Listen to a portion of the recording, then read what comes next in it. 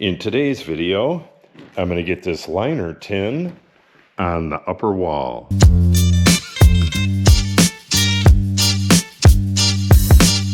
But first, we have some molding to install. The J molding goes on the ends. We're only going to be able to put in one end today, but that doesn't actually go first. First, we need to put in the chair molding. This sits on top of the ply, and this leg right here, this shorter leg, goes on top of the panel, and then you nail it on this, and then the tin sits right on top of that. Let me show it to you real quick out there. This is chair molding right here. So the upper tin is going to sit on top of this, and in there we have plywood going up underneath it. So the chair molding will run all the way to the end here, and then that J channel will fill in all this nasty stuff here. It's going to look really good once it's done. And to attach it, we're going to use roofing nails because they're flat and we need to get the panel up under there. So just like the F and J, we're going to use roofing nails, but we're going to tack it in place first with staples, with the pneumatic stapler. Staple it on both ends, get it nice and level, and then go across it with nails. And where it overlaps, I believe you could see that. It overlaps, and then you pin the two together. But before I do that, I'm going to seal up the back of these panels. The way things are now, this is the vapor barrier right here, and that can dry into the room or to the outside. But once I put a panel on there, these are real loose.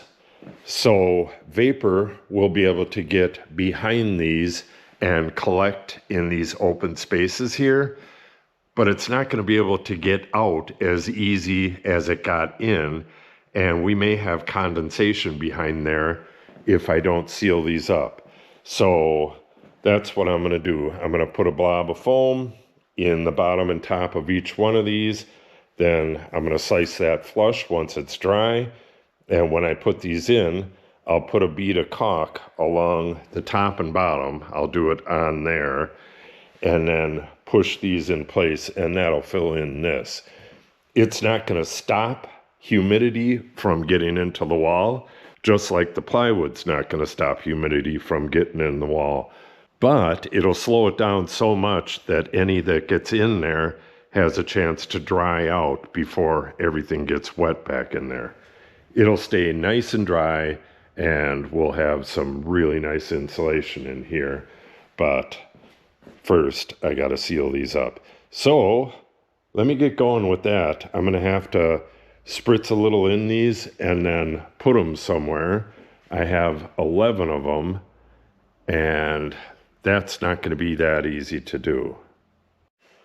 I'm going to try using up some of this pest block that I used for this over here. You don't want to fill up the siphon. There we go.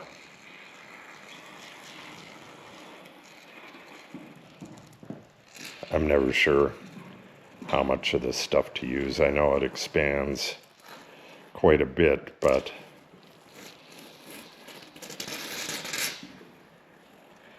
I don't want to underfill. And I have several more, so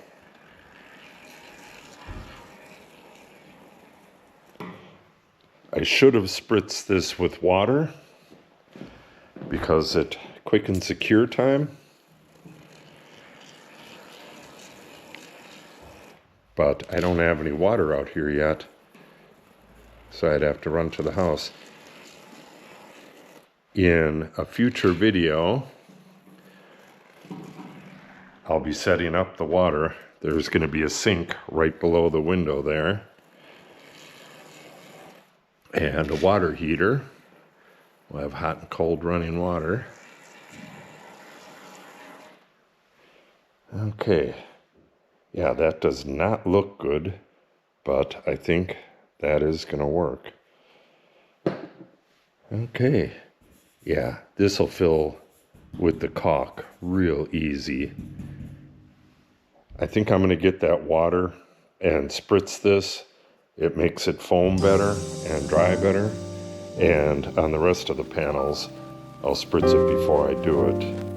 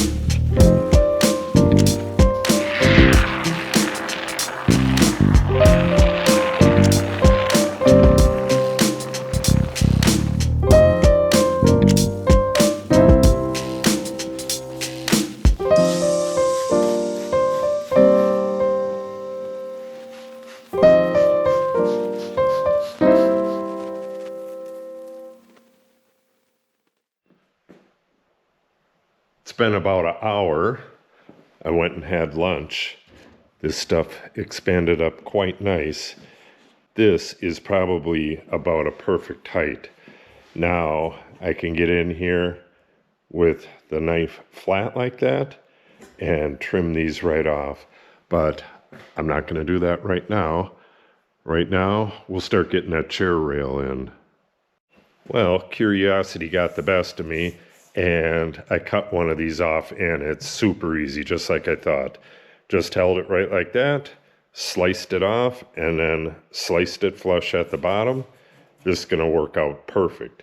And like I said, I'll put a bead of caulk right through there, and we'll press this whole thing up tight against the wall. Then it gets screwed in place. This will be nice and airtight. Okay. Chair molding. We're going to start on that side. I'm going to move the scaffold all the way over, but the chair molding is 11 feet. So you got 4, 8, 9, 10, 11 feet is right about there. So I'll have to set a ladder up as well. Let me get her set up for that, and then we'll start getting that in. Okay, I got a piece in here. This is going to go real quick, so I'll just show you what I'm doing. And I don't know how much of this I'll record. I have this piece taped over there. I had these made 11 feet long. So we're going to overlap it about right there. And this is what I was talking about before. See if you can see that. It's bent back inwards. So if it's pulled tight, it's going to be tight on this bottom edge right here. So I'm going to be nailing this. I believe I did it every foot. I'll be nailing it as close as I can to here without me bashing that in. And then when I put the panels on this, they're going to have screws along here as well. Screws here and here, just like on the ceiling there. Hopefully you can see those. And then they don't get anything up there. They just hide what's there. Okay, yeah, this, like I said, this is going to go pretty quick. I don't know how much of this I'll film, but I'll film a little bit of it. You can probably get what's going on from here. Look at the difference in the color. These are both supposed to be white, but you could see the ceiling and the wall, and right here on this trim in the wall, this white almost looks gray, but that is what it is.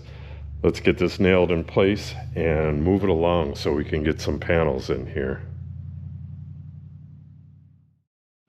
I was thinking about it, and this is not holding any weight, so I'm just going 2 feet on center.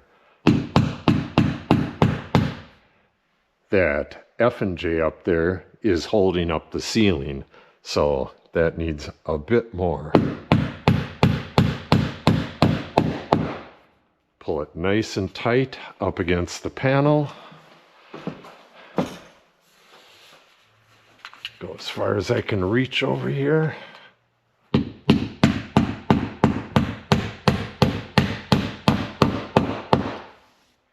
All right, 3 more nails, and we'll move on to piece number 2. Like I said, this is going to go quick.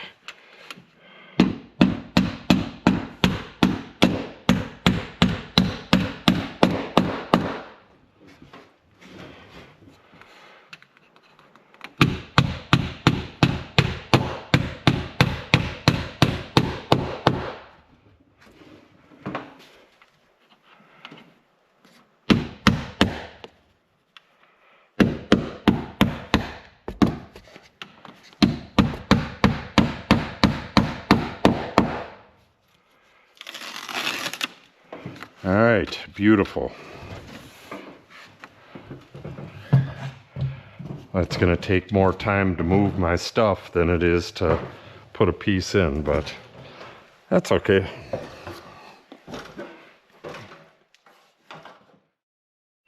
Okay, the chair is done, and let me show you what I did here. This is the J molding. The panel will slide in, and the top is just the factory edge. And when I put this last piece in, I thought I was bumping up against the wall, but I was bumping up against that splice plate, so I got a little gap right here. So what I did, this just slides up underneath there, and then I left this tail hanging long, and it's going to be just like that. So let me get this thing nailed in place, get that screw out of there, and we'll start putting panels in here. All right, let me show you this, and then I'm going to take it off right away. I've been back and forth over here a couple times getting it trimmed in here.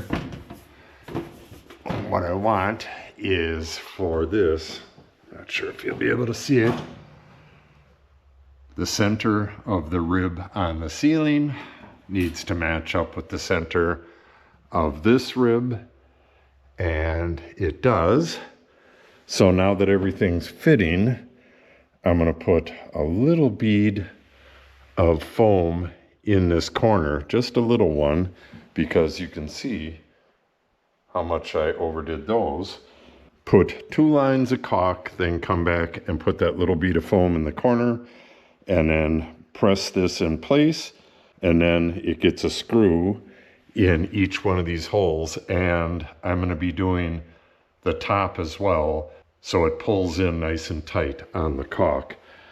On the ceiling, the weight of the panel pulls it down nice and tight against the molding, and here you can see that it's not 100% tight. Okay, let me get this panel off, and I'll show you what the back looks like, and then we'll get this caulked up and get the first one in. Every one all the way down except for the last one is a lot easier than this first one. They have what's called the siphon edge, the edge that I didn't put foam on. That laps over this, and it comes to about right here. And then once you put a screw in right about here, it's locked in, and it's really nice and tight. Okay, let me put this camera down and take this out of here. On second thought, I'm just going to caulk back in here. I have this marked. We have 28 inches to the edge of the panel. So I'm gonna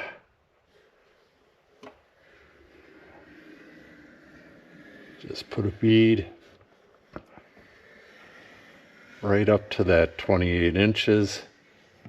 And this is about where the screw's gonna go.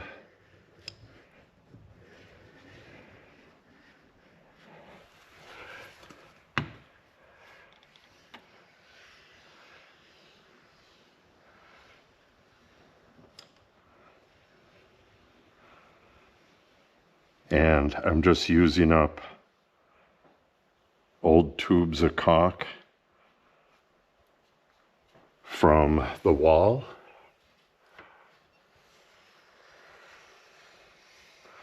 I have probably 5 tubes of caulk over there opened, and 1 tube of silicone. And I'm going to use all of them up on this.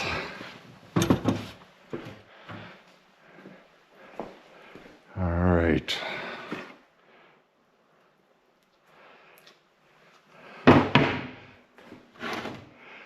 This is going to be a little bit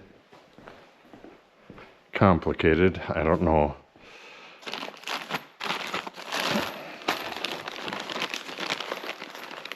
I don't know how well I'm going to be able to film this, but we'll find out.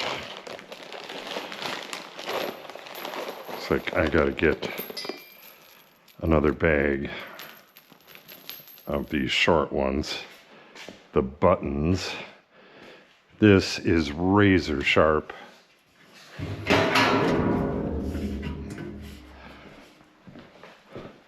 The sooner it gets put in there, the better. If that were to slip out of my hands and I were to try to catch it, I would get cut really, really bad.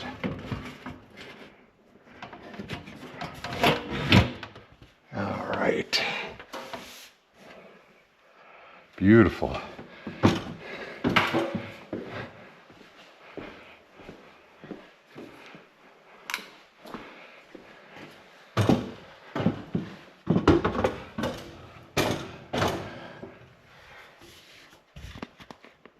Gotta make sure that I'm lined up here. If anything, I want to be a smidge towards the wall because this is going to end up drifting. But in the end, that's not going to matter at all.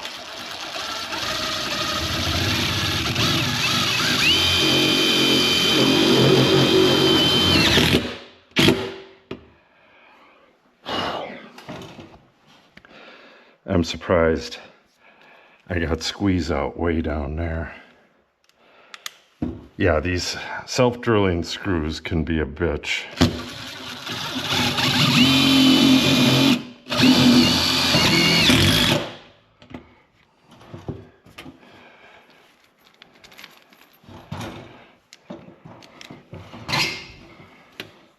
I don't remember them being quite this bad on the ceiling.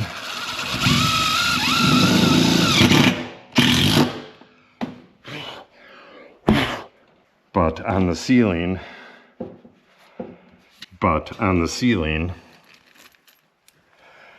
there wasn't all that many places where you're going through 2 pieces of metal. On this, it's every piece. Well, not in the center.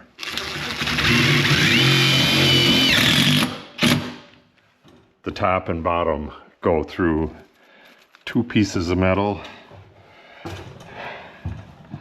and these center ones just go through 1.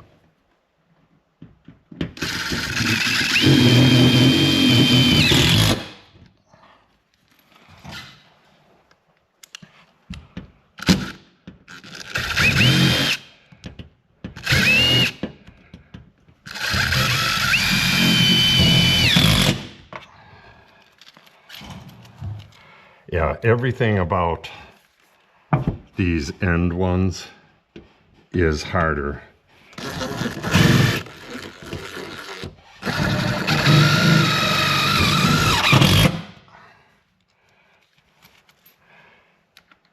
It's tighter and clumsy.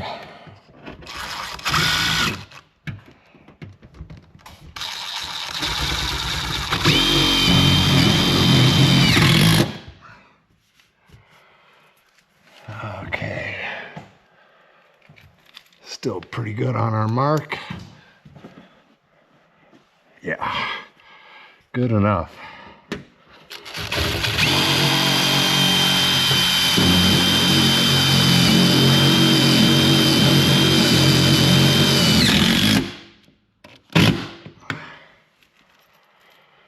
Whew.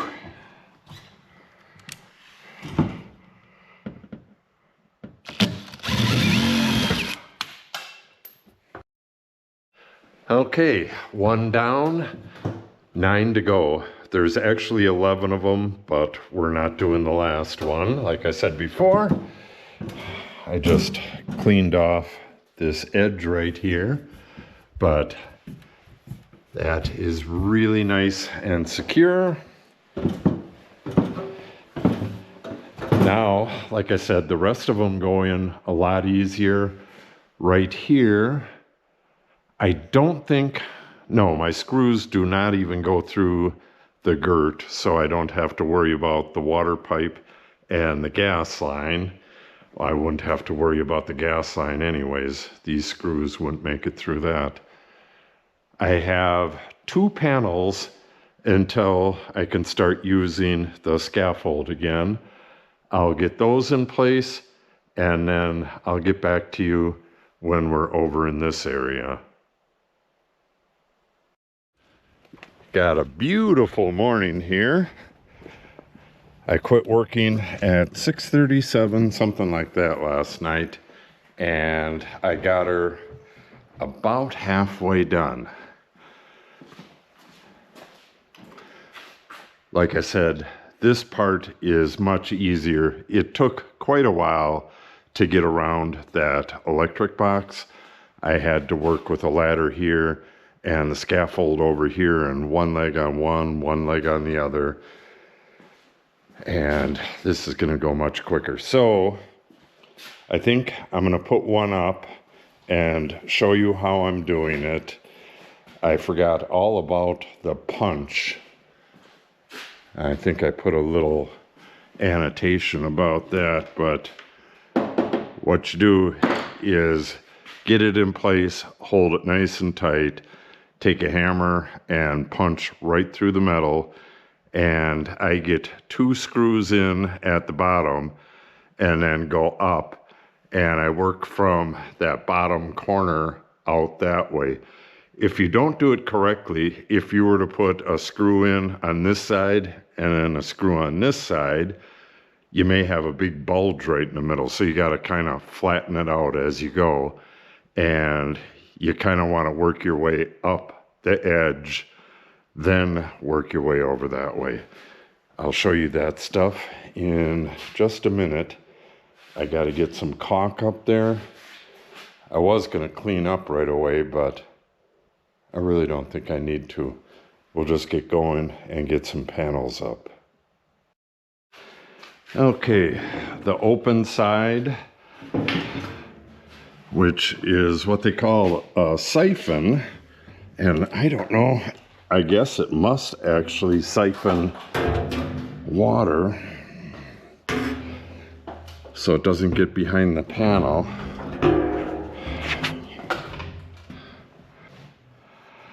Okay, I have about 1/8 of an inch bead on the top and bottom, and right around a 1/16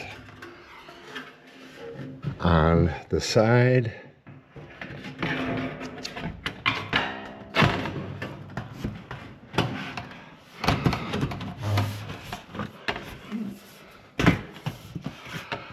All right, pull it down. And then this side that caps over, the siphon side, kind of pushes down and gets its shape once it's tight. So you got to kind of push it down.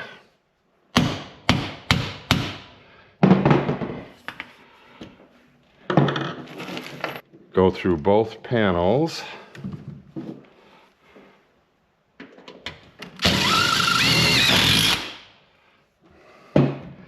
And you can see how bulged out it is. So now we push this up tight. And we're going about 3/4 of an inch away from the rib.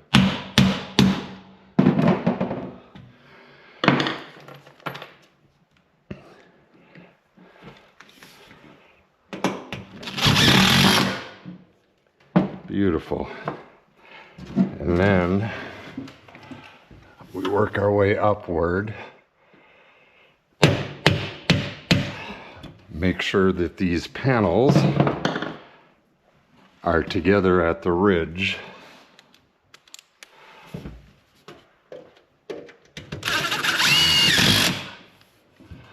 All right, then I'm going to go here and here.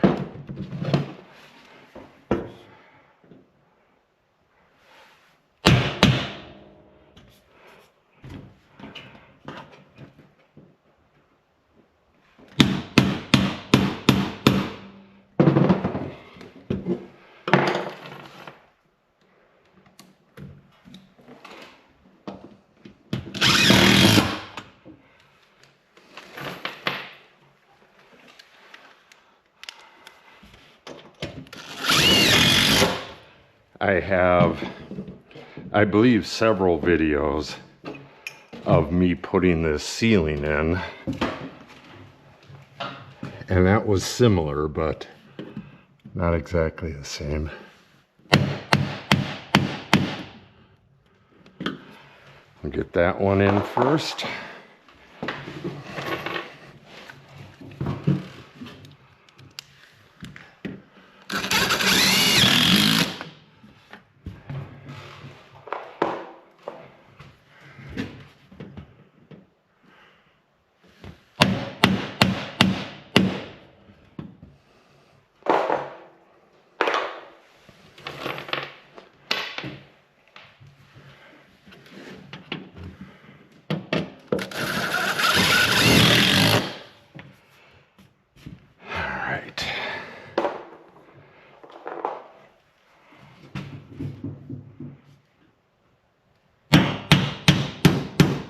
When I put this scratch awl on here, I'm pushing it down, and that can move it slightly this way.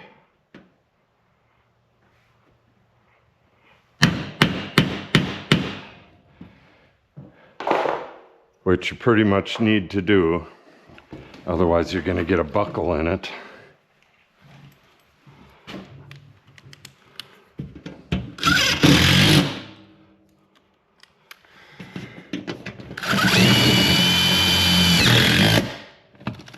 All right, 3 more.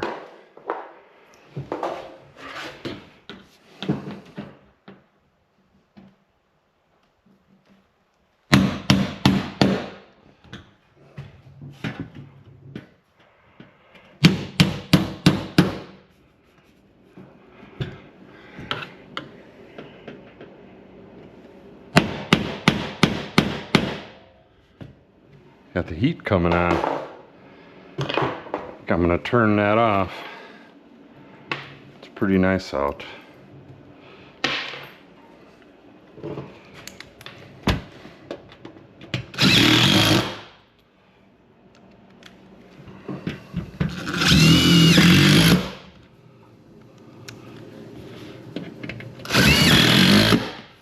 All right, beautiful. And then I've been pressing it to make sure that the caulk, or to make sure it's seated in the caulk, and wiping off any extra so it doesn't get in the way of the next panel. And that's it. All right, I got, I believe, 4 more to do, and then we're going to talk about the electrical work that I'm going to be doing next.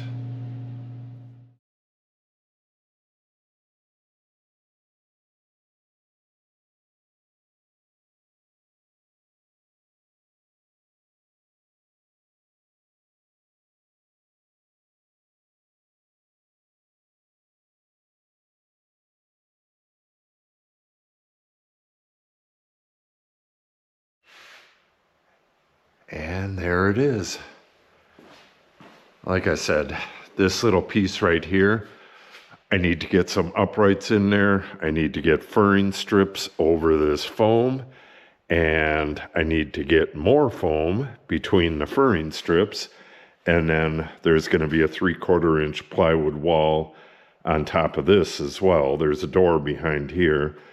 That's going to get framed out, and it's going to get a secret door in it. This is one of the hinges. There's 3 of these. These are big sauce hinges, hidden hinges.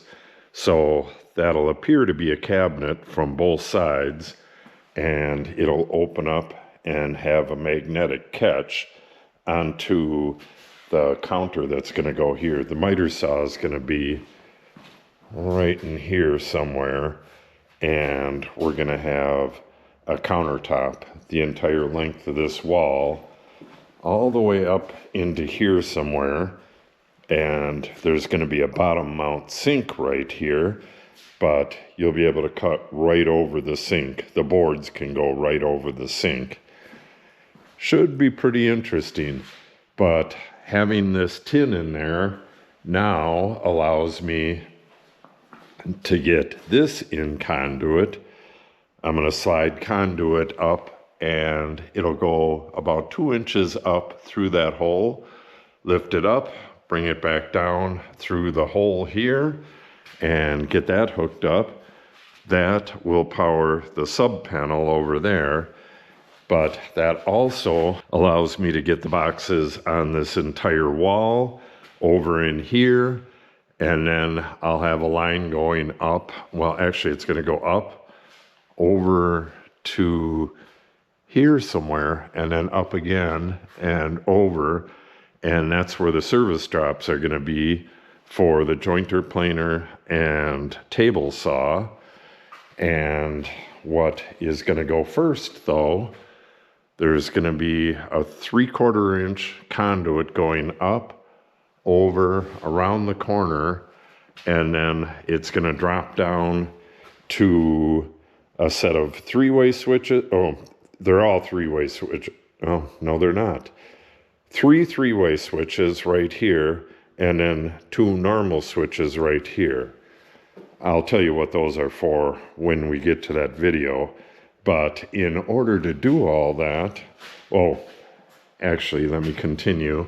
The reason I need to get these switches in right away is because that conduit will go up to a pull box up there, and then on top of the pull box, it's going to have a bend and a conduit that runs along the ceiling.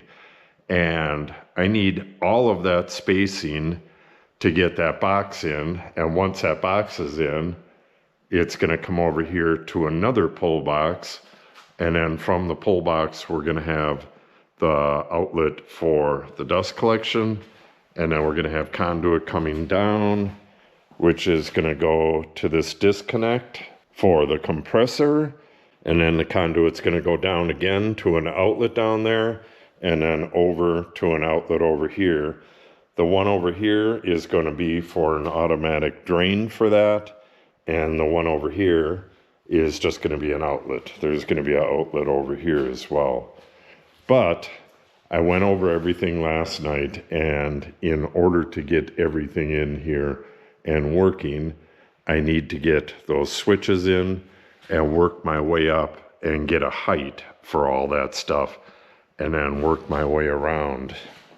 Let me show you how that works. I got it all mapped out. Where are we at? Where is number 1? Right here. Mount the boxes. And then 2, I can get the distance up I'll have to get this bent and attached to that box, and then I'll know the distance from the ceiling to the bottom of the box, and that will give me the distance between the boxes. Then I can bend these two and attach it to the box, and this will already be on there, and stand the whole thing up. Then I can work my way this way and that way over to the compressor and dust collector and stuff. It's all very complicated. I thought it through last night. I got an order of everything, so I'll show you this right away. Got a little bit of a problem. This has 2 half-inch knockouts on it, and I thought it had a 3/4 in the center like this. And my box connectors, where are those things? They got wet. My box connectors are 3/4, but the holes don't line up on these anyways. So what I'm going to have to do is mark the location here and take a step drill and drill my own knockout and connect these boxes. And the reason for that is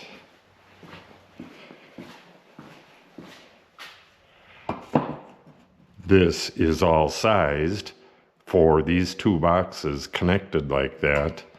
That back knockout in the 2-gang box, this right here, that is where those wires come in. And if you didn't see that episode, this is the only Romex in here. That goes to the light above the door right here, and it's going to go to a barn light above the garage door over there. So those will be regular switches, and the 3-gang here, we're going to have a row of lights right here, right down the middle, and right down the other side. So 3 banks of lights. If I'm just working like jointing and planing wood, all I need to have on is the 1 bank of lights. So that's the way it's going to work. If I'm working on the table saw all day, I can have just the middle one on, or if I'm doing assembly or something, I can have 2 or possibly 3 banks of lights on. It's all going to be very interesting, but that's going to wrap up this video. A little too long already, but kind of interesting. I didn't do like a full how-to on this stuff, but you should be able to figure it out if this is what you want. If you're anywhere over 8 feet and you put plywood walls in, this is a good alternative for going up to the ceiling, but this right here, you can do that as well. So if you have any questions about this stuff, just put it in the comment section and I'll answer it for you. So that'll wrap it up, and the next video is going to be that electric work over there.